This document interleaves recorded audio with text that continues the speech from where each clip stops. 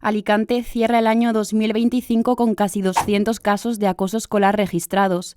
En España, el acoso escolar ha aumentado un 20% durante el último año, según la Fundación ANAR, un incremento impulsado especialmente por el ciberbullying y el uso de nuevas tecnologías, incluida la inteligencia artificial, una realidad que muchas veces ocurre en silencio y cuyas consecuencias pueden prolongarse más allá de la etapa escolar.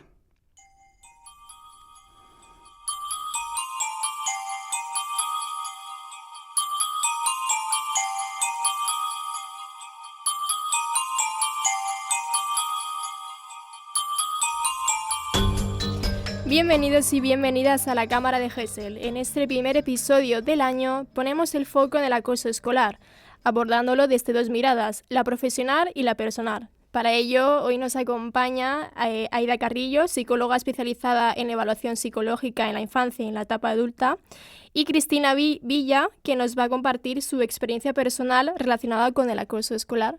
Bienvenidas a las dos. Muchas gracias. Por estar aquí. Nerviosas, ¿qué tal estáis? Un poco nerviosa. Bueno, primero para ti, Cristina, para empezar, primero queríamos saber un poco, vamos a poner en contexto porque Cristina va al centro de Aida para que la gente lo entienda. ¿Qué te llevó a acudir a su centro? ¿Fue el bullying o fueron otras razones? Pues en un principio yo acudí a Aida, no fue por el bullying, en un principio yo acudí a una entrevista inicial y a una evaluación psicológica porque tenía sospechas de una neurodivergencia. Tengo un hijo de 5 años que tiene TEA y tenía la sospecha de que a lo mejor había una neurodivergencia en mí y bueno, yo creía que era TDAH, pero resultó que esa no. TEA sí. Entonces, nada, recibí el diagnóstico de Aida de autismo y posible alta capacidad intelectual, que no se puede demostrar porque estoy en posparto y otras cosas, pero bueno. Pero bueno, hay evidencia. Cosas varias. Hay evidencia casi clara, pero no del todo. Entonces, bueno, caso aparte, yo estaba yendo a terapia anteriormente con otra persona que no estaba llevando la terapia hacia un camino que a mí me gustara. Y decidí continuar la terapia con Aida después de la evaluación de neurodivergencia. Y bueno, y el bullying, en este caso, que yo recibí durante muchos años, era un tema más a tratar, aparte de otras cosas que tenía que tratar en terapia. Y bueno, estamos en ello, ¿no? Ahora en terapia. Estamos en ello, efectivamente. Yo querría matizar un poco a lo que decía Cristina, que eso es una demanda habitual. Es decir, es verdad que hay familias que solicitan la ayuda muchas veces en el centro y vienen preocupados y afortunadamente no todos los casos que acuden a la consulta finalmente acaban siendo un caso de acoso escolar, pero luego también está la otra realidad que es muy frecuente, que sobre todo en los adultos, ¿no? Que acuden a terapia con otro motivo y que fruto del tratamiento pues salga también este impacto o este episodio de su vida, ¿no? Y luego respecto a la neurodivergencia también, y un poquito por poner ahí los perfiles también, aunque no existe un perfil de persona que recibe el acoso, igual que no existe un perfil de quien lo ejerce, porque al final es una dinámica social, pero sí que quería poner, ya que ha salido este tema, el foco en que muchas personas que tienen neurodivergencia o que simplemente son diferentes, uno de los rasgos que sabemos que suelen cumplir las personas que sufren bullying es algún rasgo diferenciador, ¿no? Ya sea físico, psicológico, y personas pues con autismo que pueden relacionarse de una manera diferente o con alta capacidad que pueden tener intereses distintos, pues muchas veces tienen más vulnerabilidad a lo mejor que otros, ¿no? Para ser testigos, o sea, para ser víctima de esta situación. Y centrándonos un poco en tu caso, ¿podrías contarnos qué ocurrió y cómo fue tu experiencia hasta donde quieras llegar claramente? Pues a ver, es un poco largo porque en mi caso concreto fueron muchísimos años de bullying. Empezó en el colegio, prácticamente en preescolar, y acabó con 18 años cuando salí por la puerta del instituto. Nunca terminó hasta que salí por la puerta. Y es, ya te digo, un proceso muy largo porque en el colegio fue un poco más diluido, empezó como muy poco a poco. Yo tenía unos intereses muy distintos, como bien ha dicho Aida, al resto de mis compañeros de clase. Encima vengo de un barrio que es Carrús, que es un barrio sumergido en el que bueno, hay una serie de contextos familiares que no aportan demasiado a que esta situación mejorara tampoco. Un centro escolar problemático, porque el colegio no tanto, pero el instituto era un instituto en mi época bastante problemático, que era el Joan Martorell, aquí en Elche. Y bueno, pues el contexto no ayudó, básicamente. Sí que es verdad que empeoró mucho en el instituto. En la etapa del instituto empeoró mucho, sobre todo a partir de un evento que sucedió, que tampoco hay que entrar tampoco en detalle demasiado, pero sucedió un evento en segundo de la ESO que empeoró muchísimo la situación y escaló bastante, hasta el punto de que hasta el profesorado era parte de ese movimiento de bullying, en mi caso en concreto. No solamente no ayudaban, sino que encima participaban de ese proceso. Eso. En el colegio también me pasó con mi tutor del colegio de mi clase. Una vez incluso me levantó de las coletas en una ocasión. Wow. O sea, es caso un poco llamativo en mi caso concreto, porque se mantuvo muchos años en el tiempo. Son casi 15 años de bullying, en los que a partir de los 7 yo fui más consciente de este acoso y luego hasta los 18. Y en el instituto sí que es verdad que el pico más alto fue entre los 12, 13 y los 16. Luego ya mi carácter, mi pasotismo, no sé qué es lo que fue, hizo que mejorara brevemente y también repetí curso en primero de bachillerato, lo cual también hizo cambiar un poco de aires. No es que desaparecieran todos los acosadores, porque algunos me siguieron acompañando porque repitieron curso conmigo, como era de esperar. Pero bueno, tuve la suerte, en mi caso concreto yo creo también, de que tengo todavía 2 amigas, luego se sumó otra más adelante, pero tengo 2 amigas que las conozco desde los 7 años, que es cuando empecé a ser consciente del bullying, y que las sigo manteniendo a día de hoy y que fueron un gran apoyo y una gran barrera de protección, sobre todo una de ellas que se llama como yo, que fue una gran barrera de protección hacia mi persona y creo que me ayudó un poco a solventar todo esto. Y, o sea, has comentado que no acudiste a terapia principalmente por el acoso escolar, pero cuando empiezas a hablar de ello, ¿cómo, o sea, te es difícil? ¿Cómo empiezas a indagar? No me es difícil, nunca me ha sido difícil hablar del acoso, incluso lo he hablado, he sido muy consciente muy joven de que sufría acoso, porque además era un acoso muy grande por parte de 4 clases seguidas, o sea, no era solamente mi aula, o sea, es que era por parte de 4 clases de todo el curso escolar.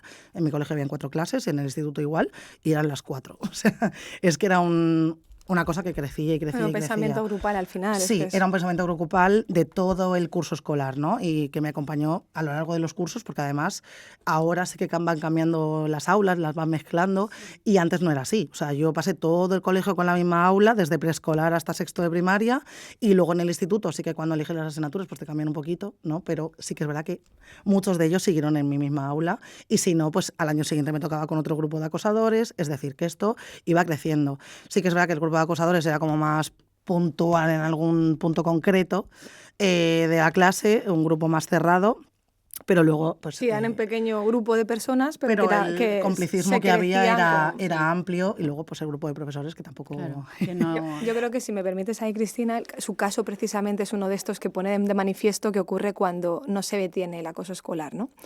Con el acoso escolar, como bien comentaba ella, cuando empieza son pequeñas cosas, pequeños redecillos, conflictos del día a día o situaciones en las que se resuelven de una manera inadecuada, que hasta ahí estamos todos de acuerdo, que son cosas que van a pasar con relativa normalidad cuando un grupo de niños está aprendiendo a relacionarse, ¿no? Pero como si nadie hace nada, si los adultos no intervienen, si no trabajamos en dinámicas de relación adecuada, se va dando por sentado, que Cristina justo comentaba que incluso profesores entraron en esa dinámica de justificar. Muchas veces nos encontramos propios adultos que están dentro de la dinámica social que justifican, bueno, es que no veas, porque es que hay 2 perfiles, ¿no?, de víctima mayoritarios, ¿no? El que es más callado, más inhibido, el que aguanta, que como que todos hay más consenso a que esta persona es vulnerable, ¿no?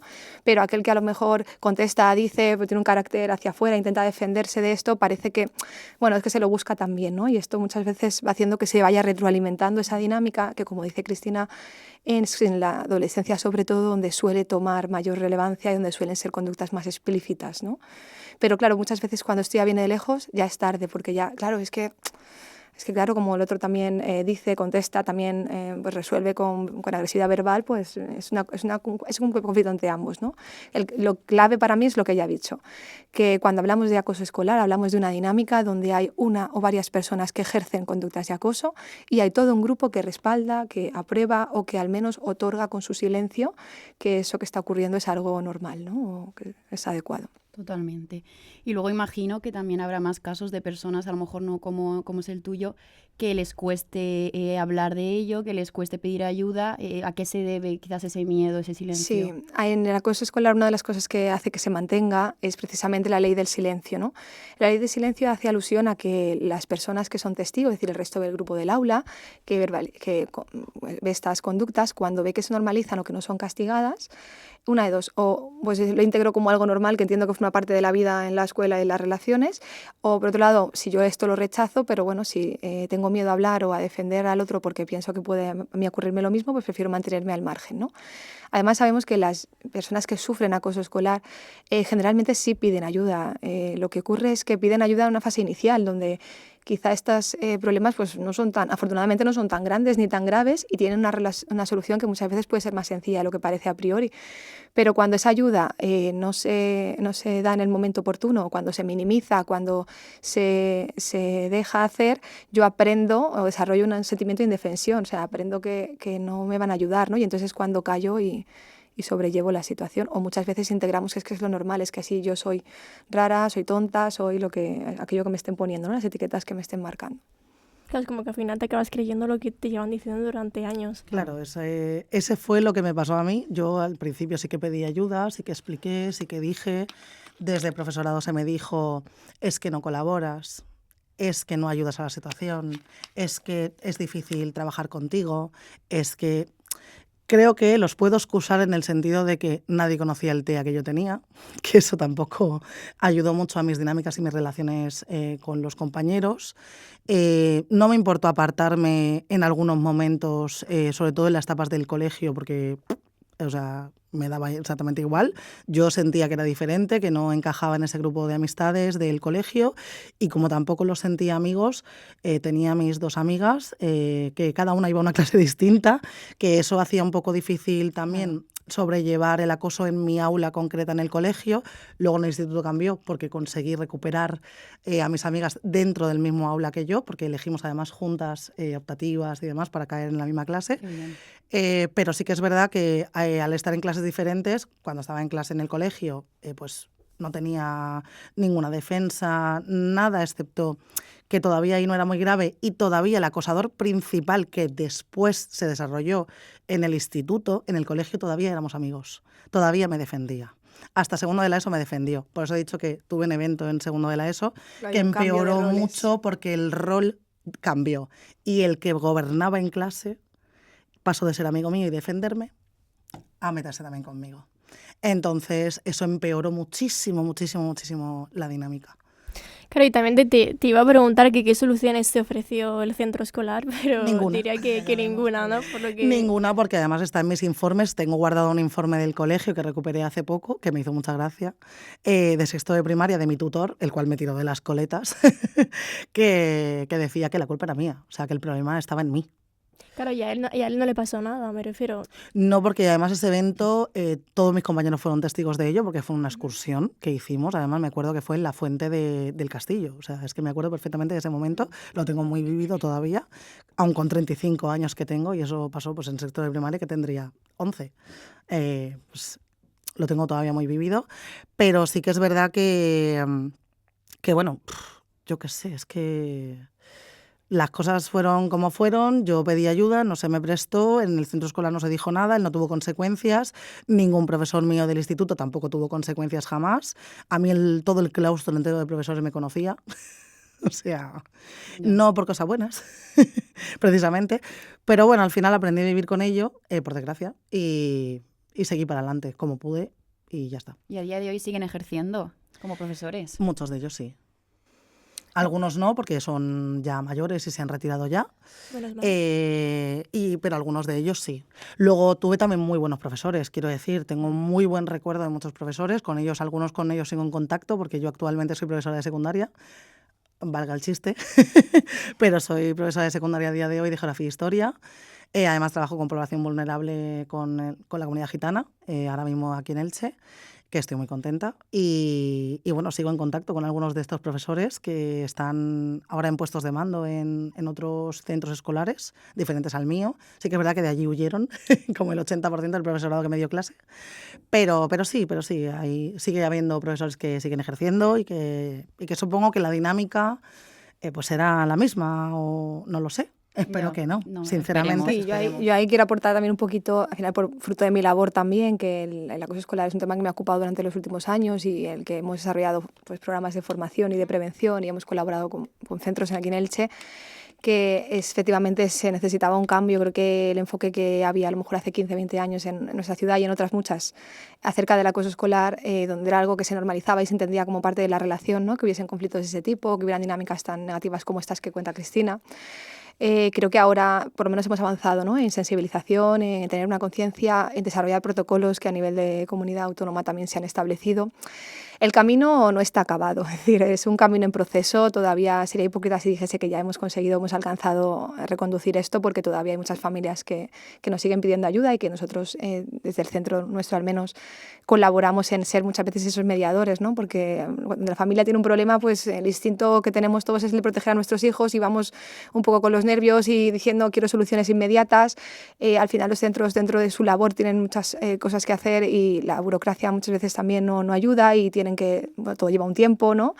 Y muchas veces nuestro trabajo es un poco el de acercar las dos manos, la de la familia y la de la escuela, porque es verdad que sí que tenemos recursos, sí que tenemos acciones que ya están recogidas, tenemos los maravillosos sociogramas para detectar estas dinámicas de acoso que se van a traducir siempre en esa alineación que decía Cristina, ¿no? Y como alguien que ejerce un liderazgo positivo, cuando cambio el rol y me incorporo en el pensamiento grupal de la clase, cómo empeora la cosa y poner énfasis en lo contrario, que es justo lo que hacen los programas de intervención, coger a esos testigos y convertirlos en defensores. Si de repente vamos sumando, si Cristina en vez de haber tenido 2 apoyos en el aula o en el instituto hubiese tenido probablemente 30, pues ya no... Que sería diferente. Claro, totalmente distinto, ¿no? Entonces ahí también está la clave en lo que tenemos que hacer y en eso se está, para que cosas como estas pues no vuelvan a suceder o por lo menos no lleguen a la magnitud que llegó en su caso. Claro, y también la duda que me surge a mí es cómo debería de actuar realmente un centro educativo para que no pase como le ha pasado a ella.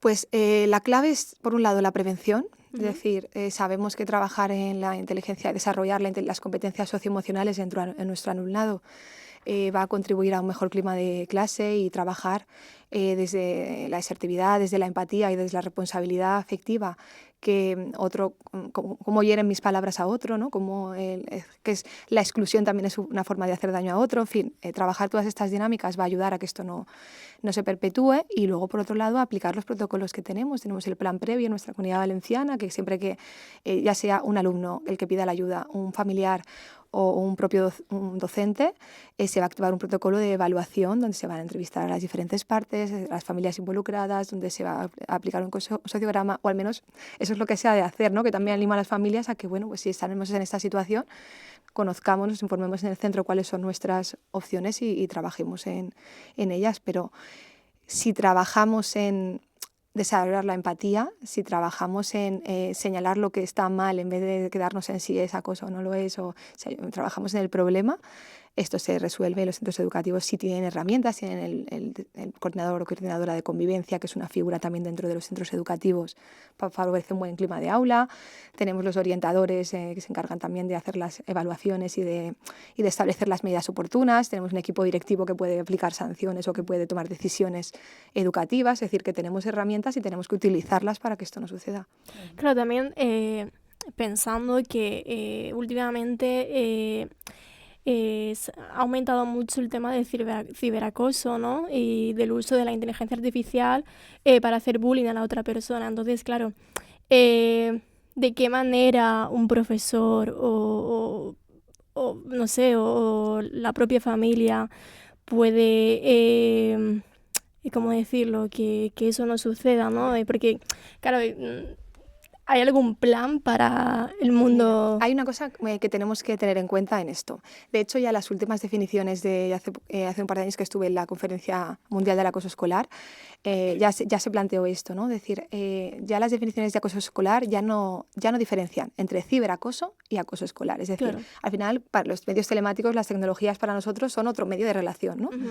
E incluso para nuestros adolescentes casi que está siendo ya el predominante. Entonces, lo que sí que tenemos que saber que es que el 90% de los casos de ciberacoso comparten centro educativo. Es decir, aunque el acoso es verdad que alcanza otros niveles porque ya no acaban cuando suena la sirena del instituto, sino que pueden continuar después y esto ha agravado también mucho más. Igual que la audiencia también es mayor porque ya no solo lo ven los compañeros de clase, sino los amigos también de otros centros, en fin.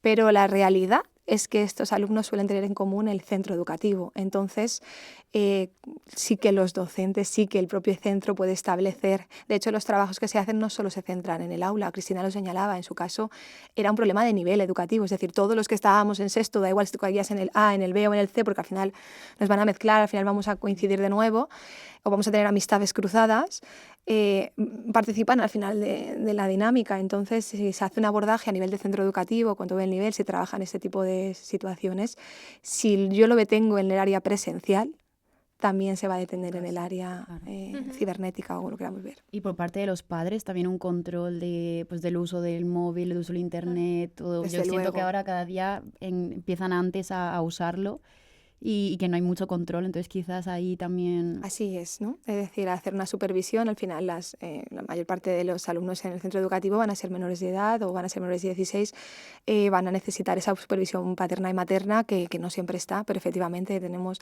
todos, ¿no? O sea, todos pensamos que nuestros hijos, ¿no? Yo como madre también, nuestros hijos bueno, nuestros hijos sí, es decir, nuestros hijos pueden ser víctimas de bullying y también pueden verse implicados en una dinámica de bullying como agresores o agresoras, y entonces es nuestra labor como padres y nuestra responsabilidad supervisar lo que ellos hacen en las redes de la misma manera que comentamos con ellos cómo han pasado el día y detectar este tipo de conductas para trabajarlas. Al final, si yo lo abordo desde una perspectiva positiva, es decir, si mi hijo o mi hija está teniendo conductas inadecuadas hacia otro alumno y yo lo abordo desde la responsabilidad como madre de la misma manera que le enseño a cruzar la calle, pues le enseño a respetar a otros.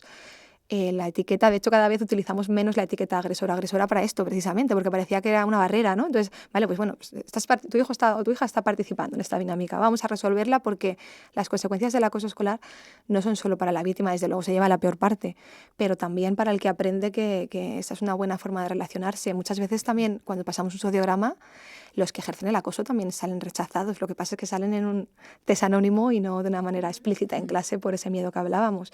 Pero al final tus amistades también se forjan desde este miedo a que me hagas bullying a mí o desde este deseo de ser líder, porque el que ejerce el acoso al final acaba teniendo un rol de estatus en el aula, ¿no? Desafortunadamente. Y luego retomando un poco pues ese silencio, esa ausencia de protección en el cole, en el instituto, ¿qué fue lo que más echaste en falta? O sea, porque intuyo que vale, es apoyo, comprensión, compañía quizás. A ver, en mi caso tuve el apoyo y la compañía de mis dos amigas, que gracias a Dios a día de hoy siguen en mi vida.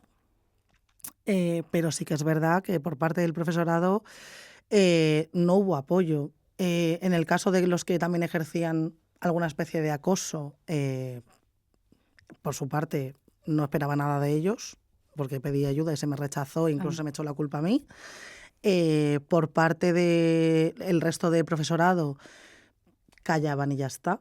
O sea, no participaban de ningún tipo, ni beneficioso, ni de mala manera. O sea, simplemente silencio y ya está.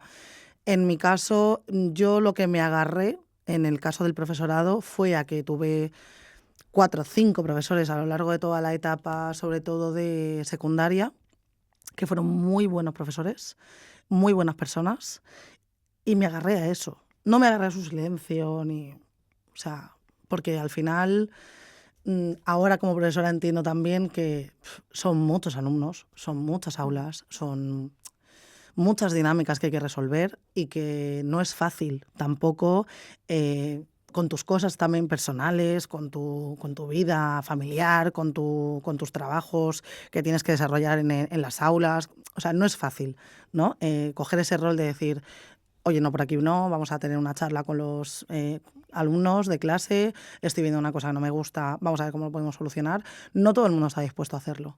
No significa que les guste o que les plazca, pero sí que es verdad que no todo el mundo está dispuesto. Yo, por mi parte, pues evidentemente, habiendo sufrido acoso y como profesora que soy ahora, yo no voy a dejar que en mi aula se desarrolle este tipo de dinámicas, o voy a intentar hacer todo lo posible porque esto no escale.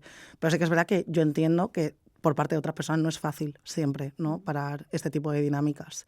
Y que hay gente que en su propio interior también tiene sus cosas, quiero decir. O sea, al final yo tengo que enfrentarme a mi bullying porque además soy docente de secundaria y lo voy a ver mucho. Claro. Y eso es un reflejo de mi propio acoso. Y no es plato de buen gusto verlo y no siempre la respuesta es positiva y yo tengo que intentar transformar esa respuesta negativa por mi parte y de ira desde una respuesta más positiva y más conciliadora, que es parte de por lo que quiero trabajar el bullying, ya no porque sea un trauma o porque tal, sino porque yo como docente creo que tengo una responsabilidad de, desde ese punto, trabajarlo, ¿no?, para poder ayudar mejor al alumnado que pueda estar sufriendo o ejerciendo este tipo de acoso. Totalmente.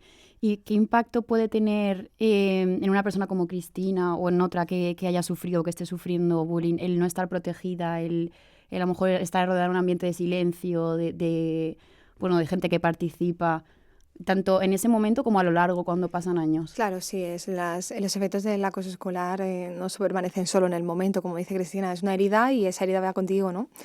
Sí que es verdad que, contestando primero a tu pregunta, ¿no?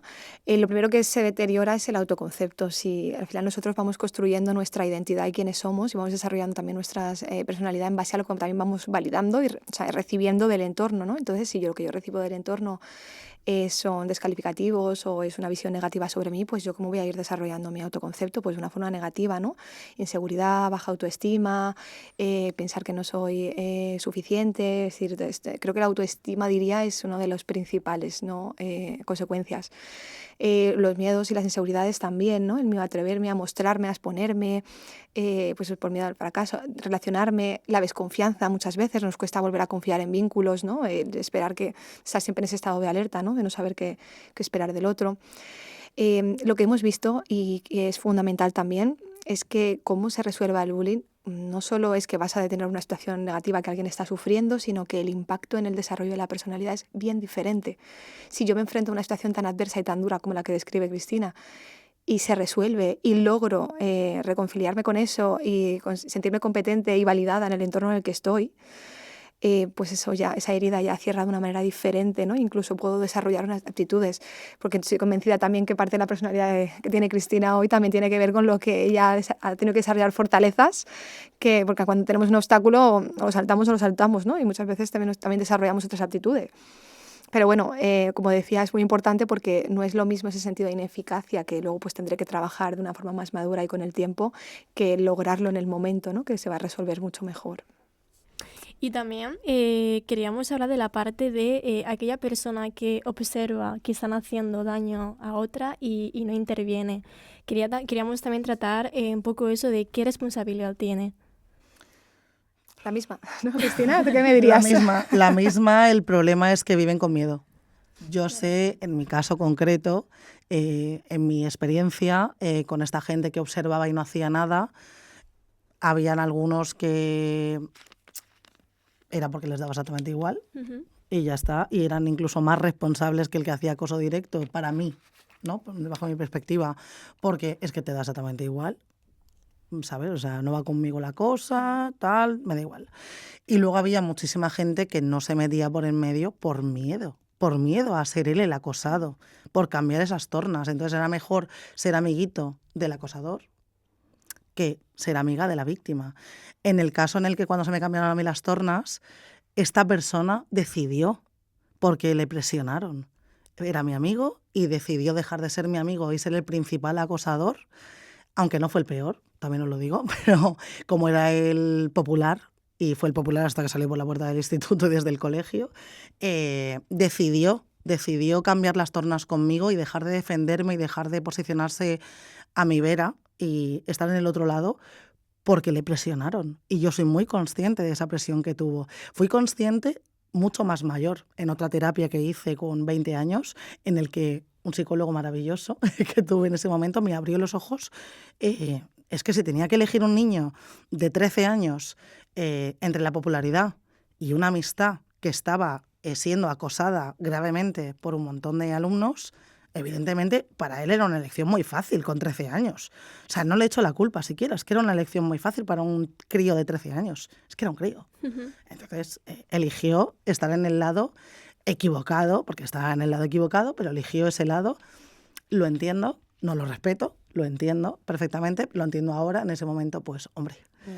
Y claro, es que ese cambio de dinámica fue lo que me terminó de matar en el instituto. O sea, porque, claro, el popular, si todavía no se mete contigo, bueno, pues todavía el acoso se mantiene más o menos en unos niveles medianamente decentes. Pero en el momento en el que esta persona se pone del lado de los acosadores, ya no tienen nada que hacer. O sea, ya hasta luego. Entonces, la gente que calla, la mayoría que yo entienda y que yo sepa, callan por miedo. Por miedo. En mi caso, yo sufrí acoso, pero yo defendía a la gente que también sufría acoso en mi clase porque yo no estaba sola. O sea, yo no era la única persona que sufría acoso en el aula. En el colegio sí que es verdad que no era tan llamativo este acoso, pero en el instituto era un centro complicado. O sea, yo estaba en un centro bastante complejo y no era yo la única que sufría acoso, porque no era la única persona que salía del tiesto. ¿No? Porque en mi caso es que me salía del tiesto completa y absolutamente. Ahora entiendo que es por el TEA, ¿sabes? Pero en ese momento yo no sabía por qué era. Yo digo, pues sí, alienígena, no sé. Y que luego muchas veces, como decía, no es el hecho de pertenecer, ¿no?, al espectro autista o de tener una condición que te diferencia, como hemos dicho, es un rasgo diferenciador, pero al final nadie se libra. Es decir, en un momento dado te conviertes en el blanco de burlas o en el blanco de exclusión y te quedas solo, o porque una de las consecuencias del bullying también es ese aislamiento que decía Cristina, o por miedo, o por desear pertenecer o liderar también, o por deseabilidad social, ¿no?, querer encajar, que es un sentimiento muy lícito que tenemos, de pertenencia, que tenemos todos en la infancia y la adolescencia. Bueno, y en la etapa adulta, que estoy diciendo tonterías, pero que lo necesitamos siempre. Pero un poco a lo que iba es que da igual, ese rasgo diferenciador lo hemos puesto en la mesa que tenía ya, pero aunque no lo hubiese tenido, eso no hubiese cambiado no la posibilidad de que... Era tía igual que yo en clase. O sea, había gente que simplemente vestía de una manera que no les gustaba. A cualquier cosa para... Sí, a cualquier cosa. O sea, y el TEA, nadie sabía que yo tenía TEA. Yo no sabía que tenía TEA, mis padres no sabían que tenía TEA, los profesores no tenían ni idea, nadie tenía idea de este rasgo diferenciador, simplemente sabían que yo era rara. O sea, la cosa conmigo era rara e intensa. Esas eran las palabras que me definían, rara e intensa. Y lo mismo pasaba con alumnas, compañeras mías de clase en el instituto, con las que se metían con ellas. Y yo intenté defenderlas. En vez de quedarme en mi dolor y en mi tal, yo es que soy masoca. Y me las llevaba conmigo y decía, vámonos. O sea, déjalos, tal. Apoyabas, ahí también habías desarrollado esa empatía en mayor medida, por fuerza también. Pero que bueno, que yo misma caí también en dinámicas de bullying, quiero decir, o sea, es que nadie está salvado, incluso yo sufriendo bullying, yo también caí en dinámicas, al final era adolescente, o sea, era una niña que ahí está la cosa. De 13, 14, 15 años, en las que si había una persona por ¿no?, querer encajar, porque además yo encima me salía muchísimo del tiesto, y querer encajar y querer tal para intentar solventar mi problema de bullying, al final, yo también caí en el tiesto de intentar acosar o meterme en algún momento con algún compañero. Sí que es verdad que se quedó muy en la superficie y enseguida reculé porque dije, estás haciendo lo mismo que te están haciendo a ti, cariño, por aquí no es, ¿no? Claro.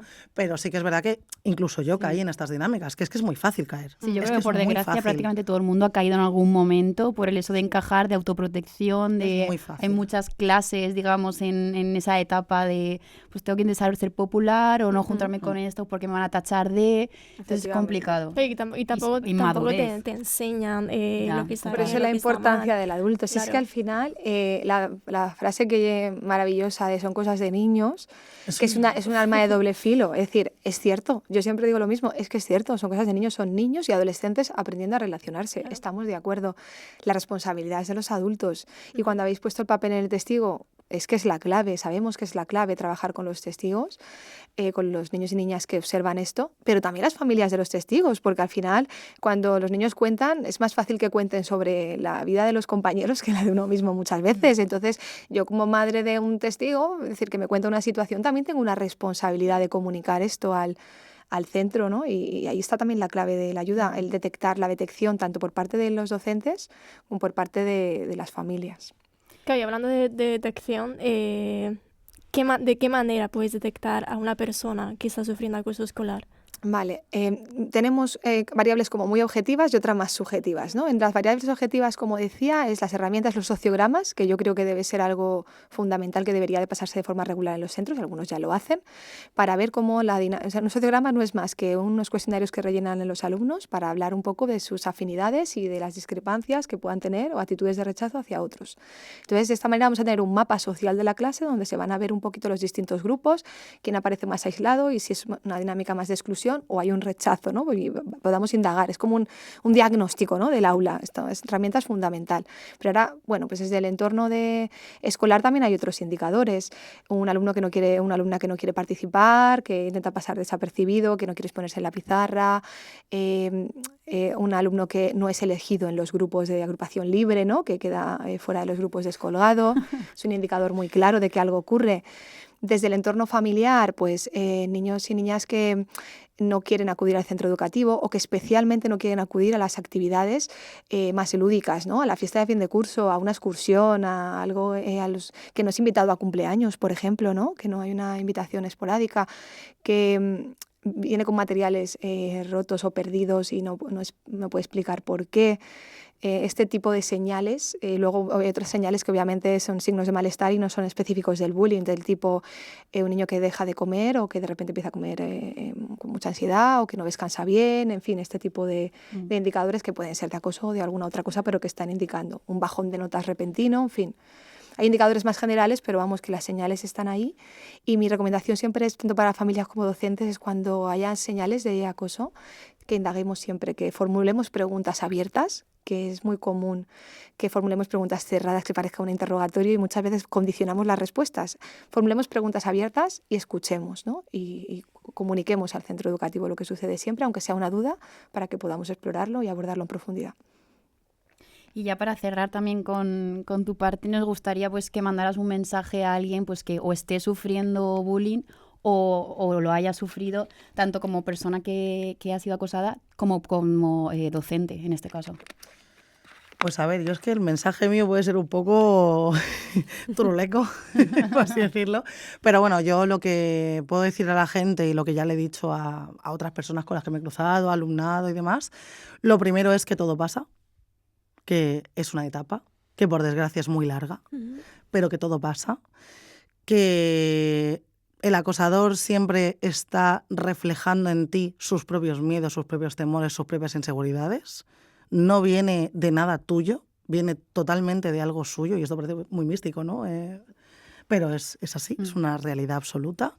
Que lo que te diferencia, en mi caso lo que me diferenciaba fue lo que me salvó, porque yo creo que el TEA me salvó, porque yo nunca tuve, ¿no? Pensamientos suicidas, ni tuve la idea de echarme para atrás, ni de esconderme, incluso es que me crecí más, o sea, es que fui más escandalosa. Entonces creo que en mi caso en concreto el TEA me salvó, y creo que en mi caso concreto tampoco ayuda mucho a solventar los casos que son diferentes al mío, ¿no? Porque mi caso es muy, muy, muy, muy concreto, que supongo que lo compartiré con alguien más en el mundo, no estoy sola, ¿no? Pero sí que es verdad que otros casos de acoso que yo he vivido cerca mío, no, la respuesta no era la misma que la mía, porque las personalidades son diferentes, porque el contexto es diferente. Pero aun siendo un caso muy grave, yo salí a flote y hay otras personas que no lo hacen, y siempre me siento como muy privilegiada por esto, ¿no?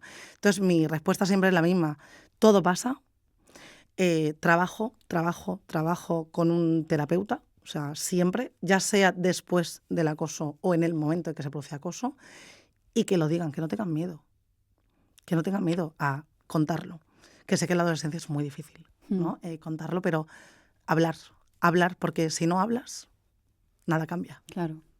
Entonces el primer paso es hablar, aunque a mí no me ayudó, pero creo que hace 20 años no se tenía el conocimiento que se tiene ahora. Y que si alguien no te escucha, cuéntaselo a otro. Claro. O sea, siempre habrá quien escuche. Siempre habrá quien escuche. Pues nada, ya pues con estas palabras despedimos el programa de hoy. Muchas gracias por venir a las dos. Gracias por contar tu historia, de verdad. Y nada, nos vemos en el próximo episodio. Hasta la próxima.